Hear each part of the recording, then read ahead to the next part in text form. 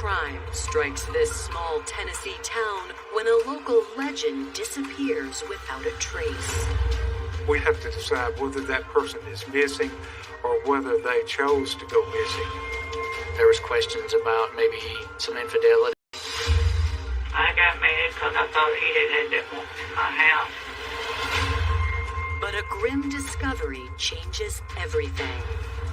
We walked down to see what it was, and I saw foot. It was not some type of natural causes. It was a homicide. To find the truth, authorities must narrow down the killer between two sets of twisted siblings. Those were twins, known in this area as the evil twins. There's an old saying that, a friend will help you move, but family will help you move a body. I didn't know who to believe or who did what and who I could trust. And when this 25-year-long cold case is finally reopened, it heats up fast. They sprayed that luminol in there and they told us it lit up like a Christmas tree. I'm thinking something happened after you and him come home at night. It was just, thank God, we may find out the truth. Can't be nothing else but evil. Plain evil. To do a person like that.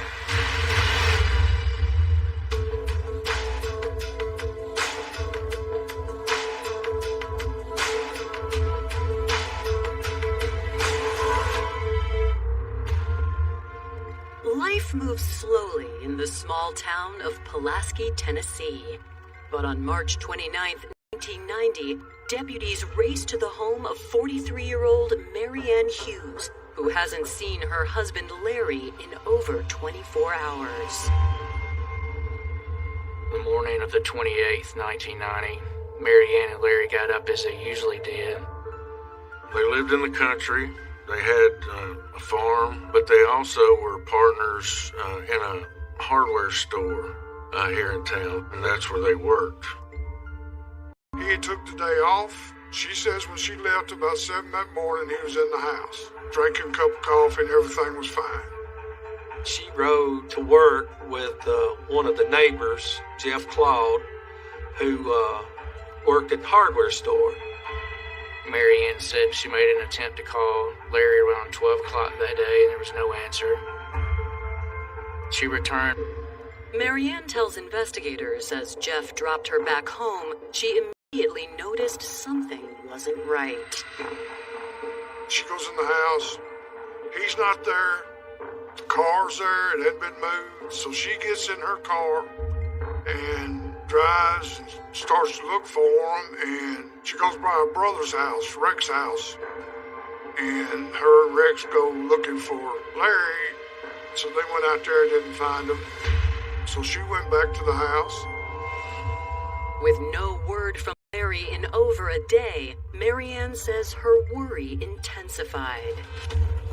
So 36 hours after Larry's missing, she contacts the local sheriff's department and reports Larry missing. With time not on their side, investigators hit the ground running.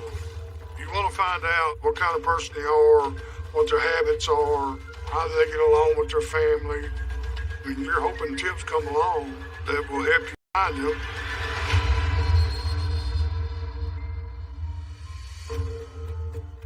Born in 1946, Pulaski native Larry Hughes was well known throughout Giles County. I think everybody in the community knew my father. It's a tight-knit community. Everybody liked him, everybody I've ever met that finds out I'm his nephew, they always say, oh yeah, I know him, he's a good man. In his teens, Larry became a bit of a local celebrity. My father was apparently an amazing basketball player. When he was a senior in high school, he had a scholarship to play basketball in college. But in November 1964, Larry had a devastating accident. He worked in a grocery store in the meat department. His hand got caught in a meat grinder. He lost his hand. Therefore, his college basketball career went to the wayside. Despite the accident, Larry adapted quickly. My father losing his hand did not hold him back at all. At some point, he picked up the strap, so to speak, and moved on with life. He could do more with one hand than most people can with two. I never seen anything that he couldn't do. In his early 20s, Larry met and married a young woman named Nancy Sneed, and the couple soon welcomed their baby girl, Benet. Though the marriage was short-lived, Larry and Nancy remained friends. My mother never said anything bad. Benet and her mother moved to Birmingham, Alabama, and Larry stayed in Pulaski, Tennessee, where he fell in love again in 1972, this time with a single mother named Mary Ann Bailey Beats. She was an outgoing person. Her personality, she was always bubbly and cheerful and smiling. They seemed to be a good match for each other. Mary Ann was previously married. She already had 3 sons. After a brief courtship, the two 26-year-olds married in February of 1973. Their newly blended family moved into a home perched on over 100 acres of farmland. I would come up to Pulaski, spend my summers, vacations. I gained a mom and 3 brothers when they got together. We became an instant family. In addition to farming, Larry also had a passion for business. He ended up buying into the Abernathy hardware store here in town on the square.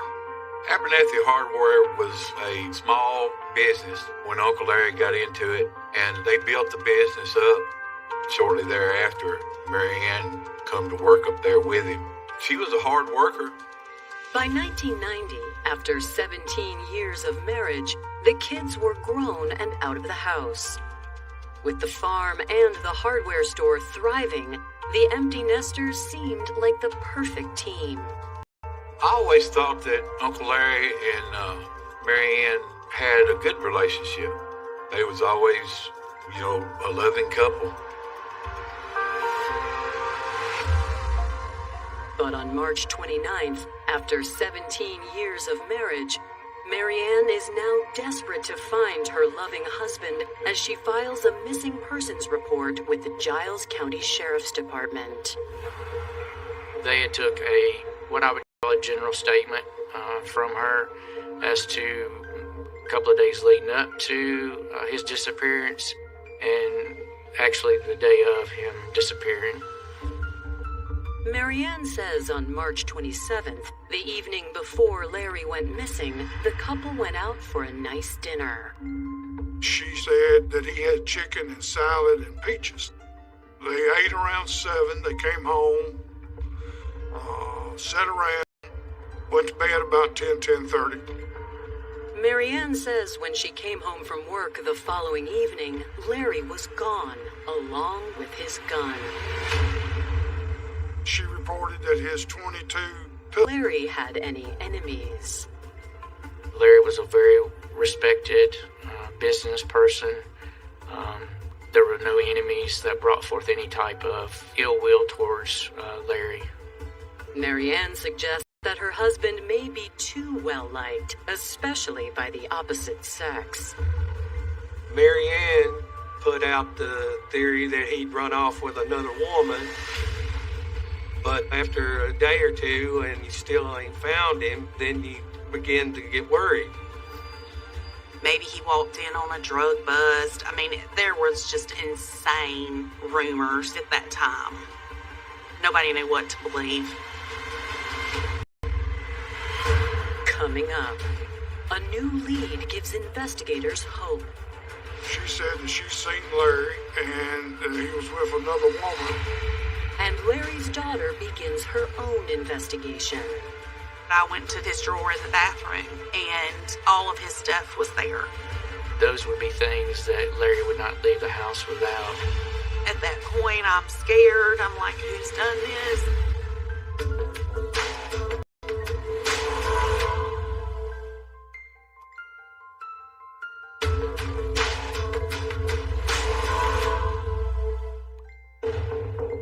March 29th, 1990. Well-known farmer and businessman Larry Hughes has just been reported missing by his wife of 17 years, Mary Ann Hughes. She said that I think he's run off with another woman. We'd have to decide whether that person is missing or whether they chose to go missing. While investigators follow up on the possibility that Larry abandoned his wife for another woman, a different team speaks with Larry's worried daughter, Benet. It was a shock. I didn't understand, especially when you're talking about a man who stays home, goes to work, comes home, works on the farm, and that's it. That's his life. Benet says based on her own investigating, she feels something terrible has happened to her dad. She said her dad kept all of his personal items in a drawer in the bathroom. When I got to the house, the first place that I went was his drawer in the bathroom. And all of his stuff was there. His keys were there, his wallet was there, his ring was there, and his watch was there. Larry was a creature of habit. If Larry was leaving the premises, those would be things that Larry would not leave the house without. And I kind of knew it. Investigators asked Benet her thoughts on Mary Ann's theory of an affair. I never believed that. The two of them were so tightly intertwined. I don't know how either one of them could have had an affair. After a week of working the case with zero leads, investigators reach out to the public for help. A few days in, they got a phone call from a lady that worked in Franklin, Tennessee, which is north of Giles County. And she said that she's seen Larry and he was with another woman. While investigators send deputies to check out the lead, they get another call about something peculiar at the Hughes farm. The neighbor contacts the sheriff's department and says that Mary Ann Hughes is cutting the mattress up and attempting to burn it. She took the mattress outside and she sliced it like a piece of bread, and she cut the top and the bottom off, and she put the cover in a 55-gallon bucket and set it all on fire. And she had taken all the stuffing that was inside the bed and put it into a dog kennel. When investigators arrive at the farm, they ask Mary Ann about her sudden urge to burn the couple's bed. She told him, well, I didn't want that bed because I was mad because he'd been with another woman. Although Mary Ann's explanation seems plausible, investigators collect what's left of the mattress. He took what we would call the inner stuffing, or the innards of the mattress, and placed it into evidence. Days pass with no sign of Larry since a tipster reportedly spotted him in Franklin, Tennessee. They went down there, man. As they were doing that, he wasn't located. No one had seen him. Desperate for answers, Larry's daughter takes matters into her own hands. We were all just like, this makes no sense. So I drove to Franklin, Tennessee, and sat down with this woman with pictures. And she actually identified the woman that was with him that day that she saw him as my stepmother, Mary Ann. It was determined that her time frame was off. He'd actually had a doctor's appointment, a cardiologist appointment, and he was actually in that restaurant with Mary Ann. It was relief that, okay, my dad isn't a bad person. I was right. He's not. On April 13th, 16 days after Larry was reported missing, investigators respond to reports of a gruesome discovery. Two kids were playing on a county road in Giles, an area where people just sort of threw trash off to the side of the road. We were walking down the road and it smelled something real bad. And we walked down to see what it was, and we saw a foot. As they got closer, they realized they'd seen a foot. They realized it was a body. When investigators survey the scene, they encounter a horrific sight. He was there completely nude. No socks, no underwear, no pants, no shirt, no nothing. Laying there in that ditch. Nobody should have to die like that. Just throw it away. Discard it. Like trash. That ain't right. A closer look gives investigators a probable ID. By the time they found his body, I think it had been 16 days since he was killed. So the decomposition was pretty bad. But the hand was still visible and was clearly identical to the way Larry's hand looked. A subsequent autopsy confirms the recovered body is Larry Hughes and provides more context for his gruesome end. Larry had 2 gunshot wounds to the head, so it was apparent that it was not a missing person or some type of natural causes. It was a homicide. You realize, okay, he's been found dead. You're never going to see him again. And all your fears just come to realization. This was extremely hard on my father. Uncle Larry being his baby brother. We just all sat around and cried, and we're all in shock and upset. And at that point, I'm scared. I'm like, who's done this? Should I be worried about my life? It was just a whole lot of questions and a whole lot of fear. The autopsy report reveals that Larry's stomach contents mirror those of the dinner he shared with Mary Ann. The stomach contents of Mr. Hughes contained chicken, potatoes, salad, and peaches. The report also notes the recovery of The significance of the 22 projectiles that were removed from Mr. Hughes. If you recall, there was a .22 Arminius revolver that Miss Hughes reported missing. Investigators collect projectiles from Larry's target range on his farm. Those bullets, along with the projectiles removed from Mr. Hughes's body, was sent to the Tennessee Bureau of Investigation, where they were compared. The same gun was used at target practice, was used to kill Larry Hughes, which would then lead one to believe that it was his weapon. Coming up, investigators uncover a promising new witness that could be the key to solving this case. Was a car in front of Larry's upstairs house, and it's backed up, back going to his driveway. And a curveball throws the investigation into a tailspin. The community was very afraid of him. The folks that they killed is folks they believed that did them wrong.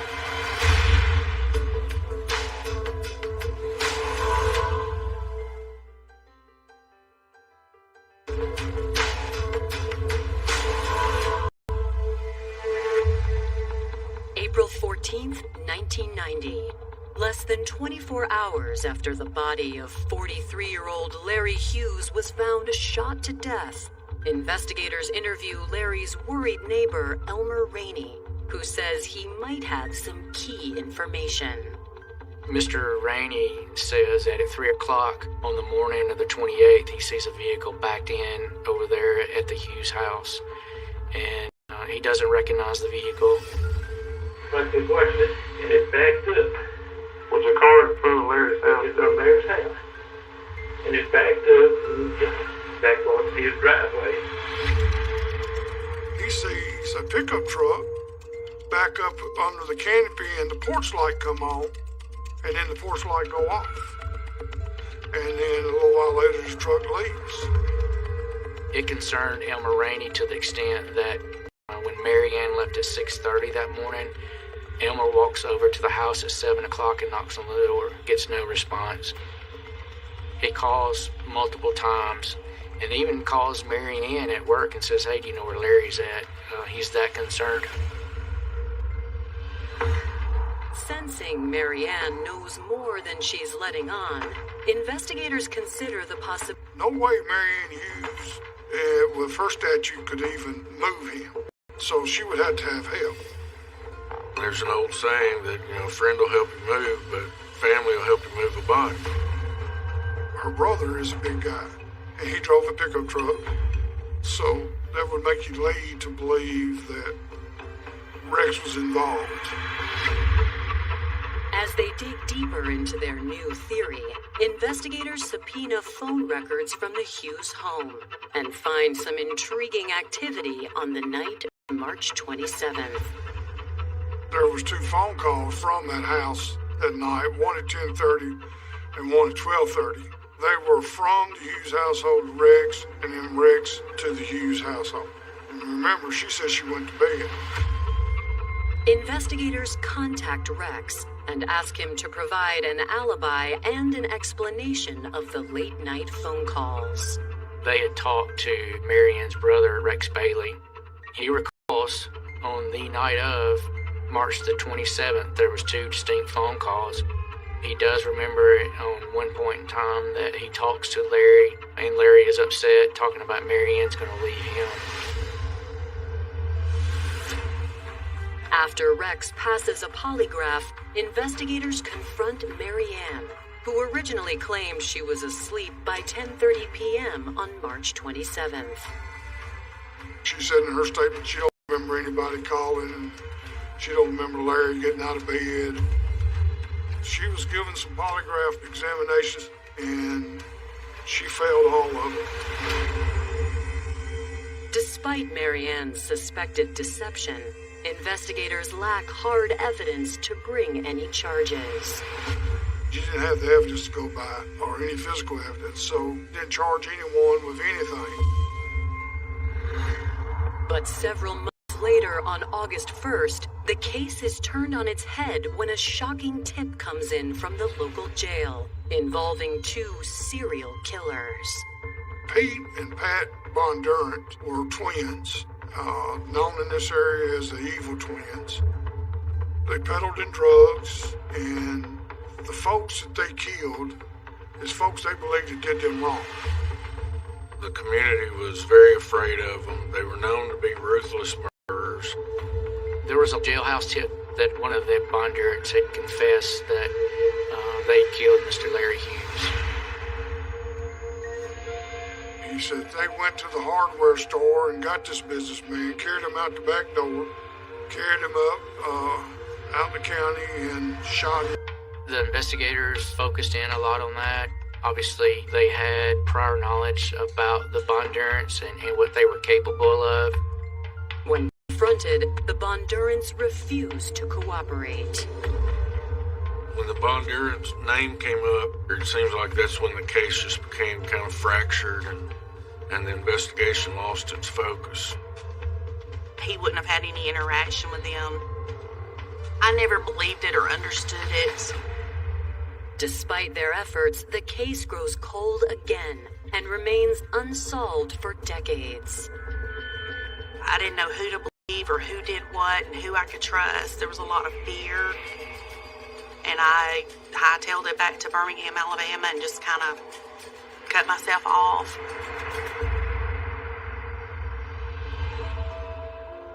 Finally, 25 years later, Lieutenant Shane Hunter is tasked with re-examining the case. Basically, there's a new sheriff in town. We've got these cold cases. Can we revisit them? We're looking at 25 years. Technology has definitely changed a lot. So we reached out to Benet and said, look, we want to revisit this. On January 7th, 2015, Lieutenant Hunter sits down with Larry's daughter, Benet, who for decades has held on to suspicion of her estranged stepmother, Marianne.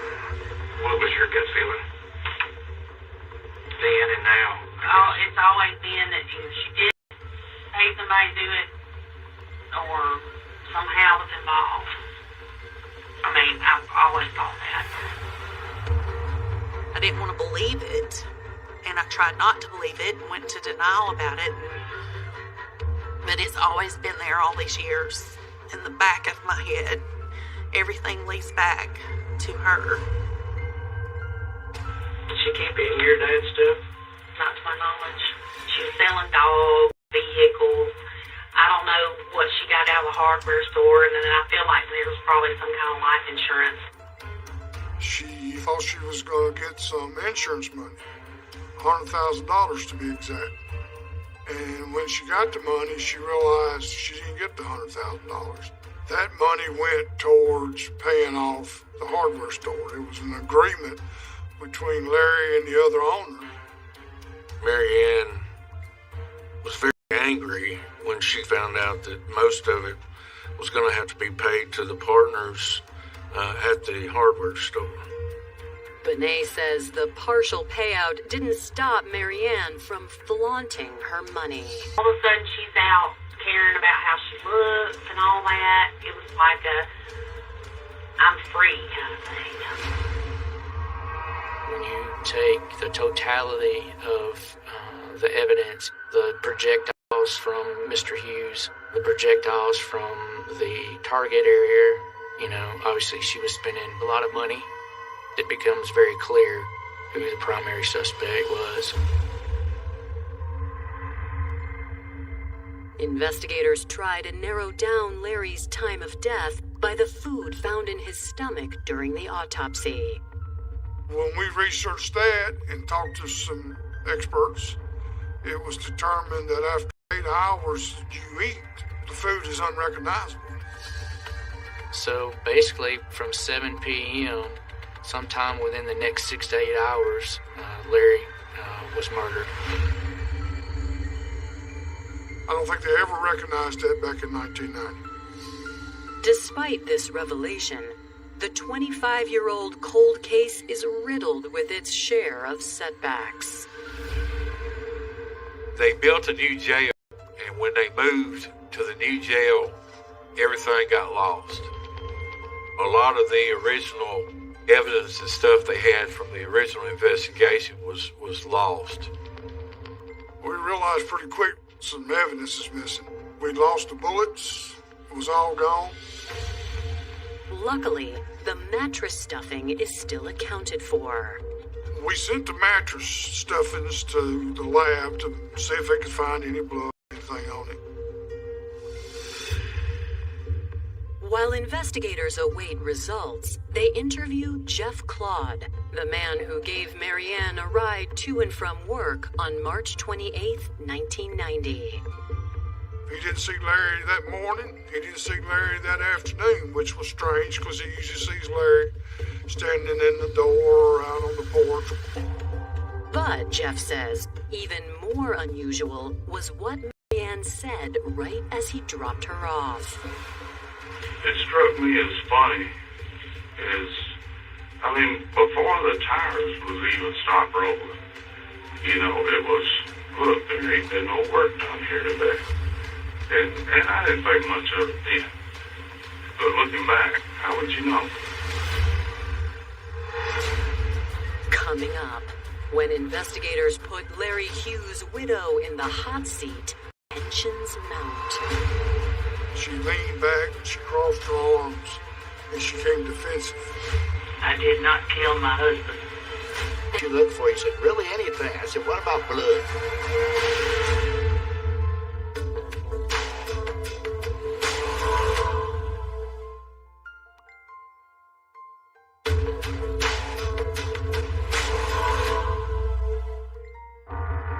January 26, 2015. It's been 25 years since the murder of Larry Hughes, and investigators now have reason to believe his widow, Marianne, was his killer. I started asking her specific questions. This .22 pistol, how'd you know that was gone? Do you keep it beside the bed? She goes, we used to, but now he keeps it in the shed. Do you remember the last place you seen that? Out in the shop last time I saw it. I said, so you knew the gun was gone from the shed? Yeah, I went out there and I didn't see it. I said, well, okay. And then we went on about the bed. I tore it up. I got mad because I thought he had that woman in my house. And he hadn't, but I thought he had. And I hated that feeling. And I said, well, what were you going to do if Larry walked back through that door and he didn't have a bed? Well, he didn't like it either, was her reply. Unconvinced by Marianne's answer, investigators turn up the heat. So I'm thinking this year, something happened after you and him come home that night. As we went, her demeanor changed. She leaned back, she crossed her arms, and she became defensive. I did not kill my husband. Just reading her body language, you could see it. That may have been the tipping point for me, was sitting across from her and realizing that this is the person that killed Larry Hughes. Investigators continue to push Marianne by suggesting another reason she may have destroyed the mattress. You know why? Because that's what's covered in blood. No, it's not. Yeah. No. We were trying to see if we could get her to confess to the homicide of Larry Hughes. We give her every opportunity to tell us a story, and she just wouldn't. And I'm about through talking to y'all, because I did not kill my husband, and I'm done. So, am I through? Man, you walk out that door anytime you want. Just know that, you turn your back on your husband. She said whatever, and went on out the door. Investigators know they are close to making an arrest, and on January 29th, 2015, they obtain a search warrant for the couple's former home, hoping to find it. They told us they were reopening the case, wanted to know if they could come down, look around the property. And I told Officer Shane Hunter, I asked him, I said, what type of evidence you look for? He said, really anything. I said, what about blood? His eyes got as big as $50. Homeowner Richard Pierce tells investigators he and his wife Kathleen had bought the house in the late 90s. We had heard that there's a possibility he had been murdered there. Richard says he never thought much of the rumors until he decided to put hardwood floors in the main bedroom in 2006. So when I pulled the carpet and take the press foot up, I found a big old circle of blood in the bedroom. As soon as I seen it, I hollered at my wife. I told her, well, I just found out where Larry got killed at. I go, what? And he said, yeah.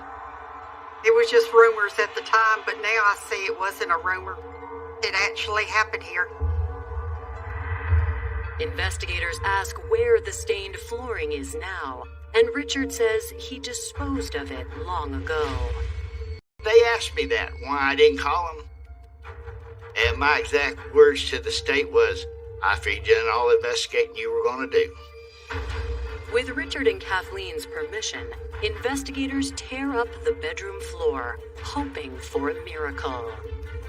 They talked to the TBI or somebody and told them that if it was as much blood as I said, it would go through the presswood into the plywood subfloor. That was something that really sparked some hope in us that we were absolutely going to nail this case. They finally got down to it. And they sprayed that luminol in there and they told us it lit up like a Christmas tree. All them years later. The subfloor samples are sent to the lab for testing. As they await results, investigators try to elicit a confession out of Marianne's brother, Rex Bailey. I feel real confident that Larry was killed in his bedroom from all the blood that I've seen on the floor that we cut up. And you're the last person to talk to him? The last man to talk to him? At 3 o'clock in the morning, the witness sees a vehicle back into the driveway. Porch light come on, porch light go off. That wasn't you, was it, Rex? Unfortunately, the option you have is to try to get some sort of confession or admission. And Rex, being a lot like his sister, wasn't going to admit to anything. With no confession, the entire case hinges on the floor and mattress samples. Ultimately, we get a call back from the TBI that they have a male DNA marker from the blood stains that are on the mattress or mattress stuffings. To confirm the blood on the mattress is Larry's, investigators need his DNA for comparison. The family did agree to exhume the body. We were all for it. Anything that we could do to help them prove the case or to find out what exactly happened to my father, we were willing to do. On September 1st, 2016, the results come in. The profiles we got from the bed stuffings matched the body DNA taken from Larry Hughes. So then we knew the blood at the home was Larry Hughes. And General Cooper sought indictments for Mary Ann Hughes' arrest. Coming up, a devastating setback threatens the pursuit of justice. That's when the cold case comes to haunt you. It seemed like somebody is going to pay for what was done to my uncle. And, hey, it's just like getting a brick wall.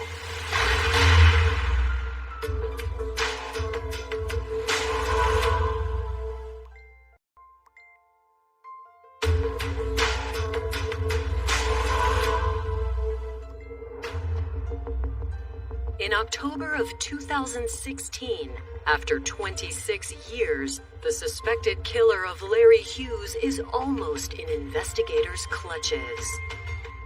We spent several hours in the grand jury and were successful in getting an indictment for Mary Ann Hughes' arrest. We went and served her at her house, brought her in. I think the motive was money. Plain and simple, all about money. After evading arrest for years, Mary Ann Hughes, now 69, could spend the rest of her life in prison if convicted. I was sacked, always had been, but I couldn't believe it had finally happened. I was thankful that something had finally been done, that finally we was going to get some kind of justice. With Mary Ann in custody, prosecutors work to strengthen their case. The theory was that Mary Hughes wanted Larry dead. And, we didn't have any smoking gun proof of why. We did have the life insurance policy. If she did think Larry was running around on her, that's also a motive to kill Larry. Gathering all the evidence, prosecutors piece together how they believe Larry spent his final moments. At some point between 10:30 and 12 o'clock, Larry was shot with his own revolver in his bedroom, in his bed.